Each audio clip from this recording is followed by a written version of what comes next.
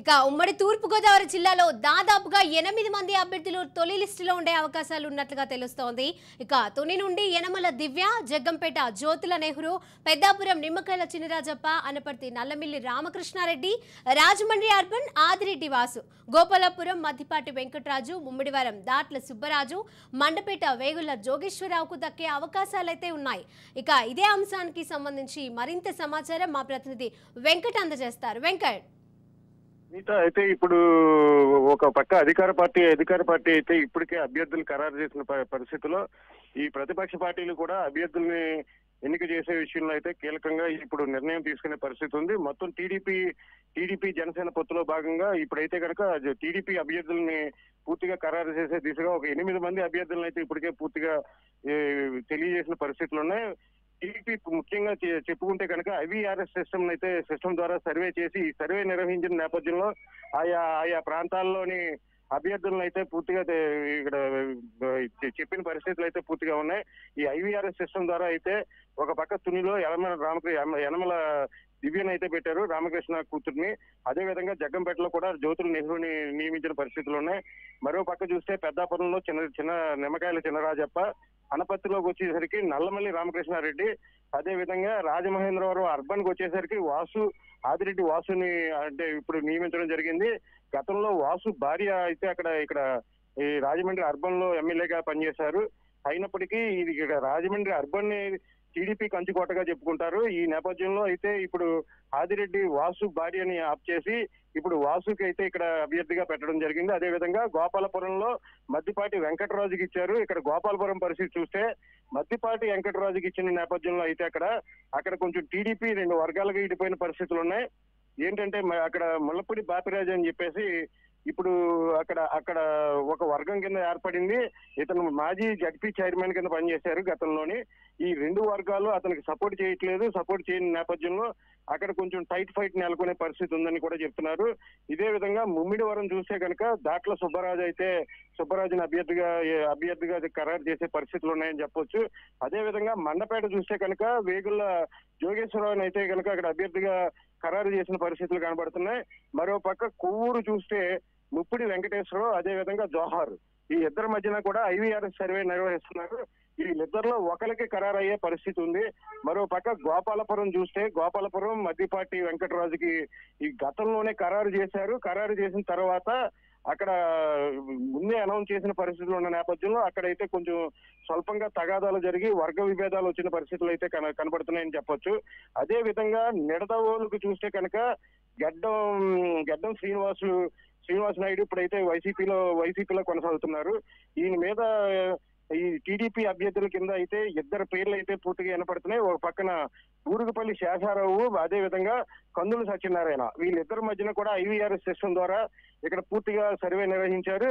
IVRS system ద్వారా ఫోన్లోని అక్కడ ఉన్న ఓటర్లు ఎవరైతే ఉన్నారో ఈ ఓటర్లకి ఫోన్లు వెళ్ళిన నేపథ్యంలోని పూర్తిగా అక్కడ అడుగుతారు, మీకు ఏ అభ్యర్థి ఉన్నారు, ఈ అభ్యర్థి ఒకటైతే పలానా అభ్యర్థి, 2 అయితే ఈ అభ్యర్థి, మీకు ఎవరు ఫేవర్ గా ఉన్నారని చెప్పి అడుగుతారు. దాన్ని బేస్ చేసుకొని అక్కడ అభ్యర్థిని అయితే ఖరారు చేసే పరిస్థితులు ఉన్నాయి. ఈ నేపథ్యంలో దాదాపుగా ఉమ్మడి తూర్పుగోదావరి జిల్లాలో ఒక 8 చోట్ల నుంచి అయితే కనుక టీడీపీ అభ్యర్థుల్ని దాదాపుగా ఖరారు చేశారని చెప్పొచ్చు. మరొక 4 చోట్ల నుంచి అయితే ఏదైతే జనసేనతో పొత్తులో భాగంగా 4 చోట్ల నుంచి జనసేన కూడా ఒక పక్క అభ్యర్థుల్ని డిక్లేర్ చేసినట్టు కూడా కనబడుతుంది. సునీత.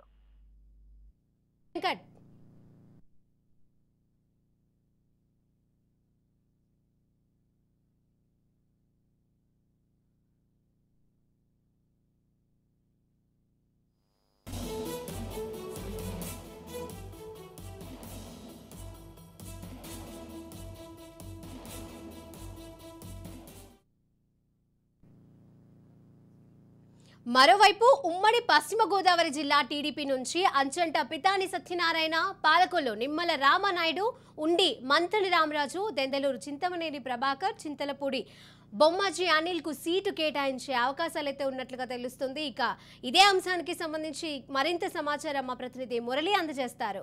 మురళి.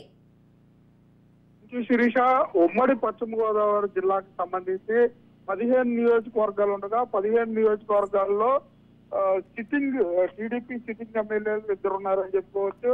ఒకటి పాలకొల్లు ఎమ్మెల్యే నిమ్మల రామానాయుడు, 2 ఉండి నియోజకవర్గానికి సంబంధించి మంత్రి రామరాజు. ఈ టీడీపీ అభ్యర్థులు సిట్టింగ్ ఎమ్మెల్యేలకే ఈసారి కూడా సీట్లు ఇస్తారని చెప్పి జోరుగా ప్రచారం జరుగుతుంది. అలాగే ఆచంట నియోజకవర్గానికి సంబంధించి మాజీ మంత్రి పితాని సత్యనారాయణ కూడా సీటు ఖరారైనట్లుగా తెలుస్తుంది.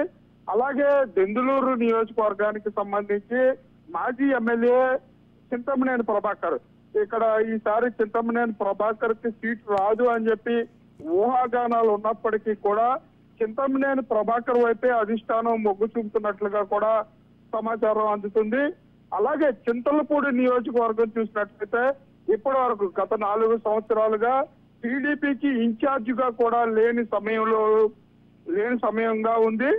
దీనికి చింతలపూడి నియోజకవర్గాన్ని ఎక్కువ మంది ఆశావాహులు తలపడినప్పటికీ కూడా మాజీ ఐఏఎస్ అధికారి తనయుడు బొమ్మాజీ అనిల్ కి ఈసారి చింతలపూడి నియోజకవర్గం నుంచి అవకాశం కల్పిస్తారని కూడా ప్రచారం జరుగుతుంది.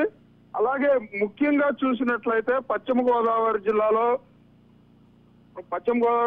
పాలకొల్లు ఎమ్మెల్యే నిమ్మల రామానాయుడు ఇప్పటికే 2 సార్లు తెలిసి వైసీపీ గాలిలో కూడా విజయకేతను ఎగరవేశారని చెప్పుకోవచ్చు. పాలకొల్లు నియోజకవర్గం నిమ్మల రామానాయుడు, అలాగే ఆచంట నియోజకవర్గం పితాని సత్యనారాయణ, ఉండి నియోజకవర్గం సిట్టింగ్ ఎమ్మెల్యేకే. ఉండి నియోజకవర్గానికి సంబంధించి చూసినట్లయితే మాజీ ఎమ్మెల్యే వేటుకూరి శివరామరాజు కూడా తన అభ్యర్థిత్వాన్ని పరిశీలించాలి అని చెప్పి అధిష్టానం వద్ద గట్టిగా ప్రయత్నాలు చేస్తున్నప్పటికీ కూడా సిట్టింగ్ ఎమ్మెల్యే వైపే టీడీపీ అధిష్టానం మొగ్గు చూపుతున్నట్లుగా కూడా తెలుస్తుంది.